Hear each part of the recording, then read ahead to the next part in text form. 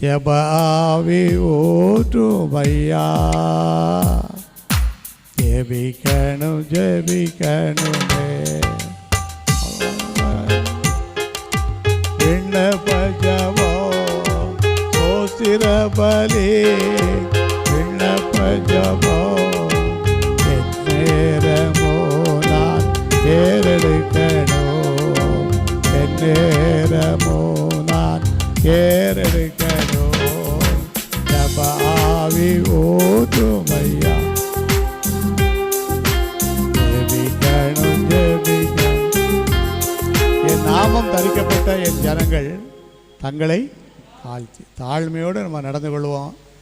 எல்லா விடுதலையும் ஆண்டவர் நமக்கு தருவார். ரெண்டாவது, நம்முடைய சுபாவத்தில் எது சுபாவமாக இருக்கணும்னு சொன்னால் ஜெபம் பண்ணணும். என்ன செய்யணும்? ஜெபம் பண்ணணும்.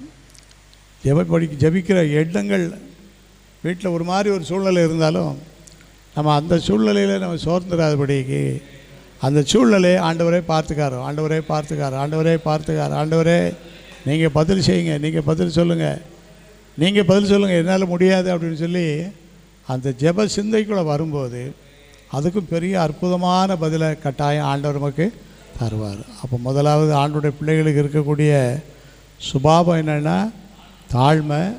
அடுத்தது ஜெபம். ஜெபத்தில் ரொம்ப நாளாக ஜெபம்னாமலே சமாளித்து ஓடி பார்த்தாரு யாக்கோபு. அதுக்கு மேலே என்ன முடியல, தப்பிக்கவே முடியல. ஆதியாகமத்தின் புஸ்தகம் 32வது அதிகாரம் 26வது வசனம். ஆதியாகமம் 32:26.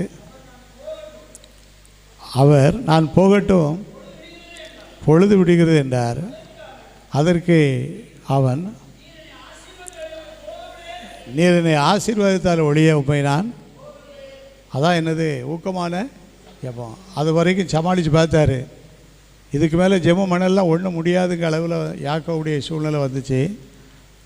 இப்போன்னு சொன்னாலும் அவர் நிச்சய மாட்டேன்ட்டார், போக மாட்டேன்ட்டார். அப்படி ஒரு ஜெபத்தை நம்ம பண்ணுவோமானால் பெரிய மாற்றங்களை ஆண்டவர் நிச்சயமாக செய்வார். மூன்றாவது வார்த்தை என்னன்னு சொல்லி போட்டிருக்குன்னு சொன்னால் 2 நாளாகமம் 7வது அதிகாரம் 14வது வசனம். அடுத்த வார்த்தை என்னன்னு சொல்லி போட்டிருக்குன்னு சொன்னால் முகத்தை தேடி.